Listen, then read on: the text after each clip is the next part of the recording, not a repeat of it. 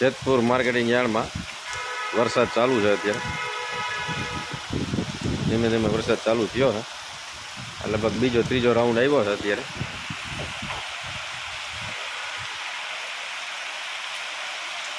તમે જોઈ શકો છો. આજે તારીખ છે 2/8/2024, વાર શુક્રવારના રોજ. વરસાદ જોકે જેતપુરની અંદર ઘણા સમયથી એમને વરસાદ ચાલુ જ છે. વરસાદે વિદાય નથી લીધી. ધીમે ધીમે ઝાપટા ઝૂપટી આવતા જ, પણ 2 દિવસથી થોડો થોડો વરસાદનો વધારો થતો જાય છે. જ્યાં વરસાદ ચાલુ જ છે અત્યારે.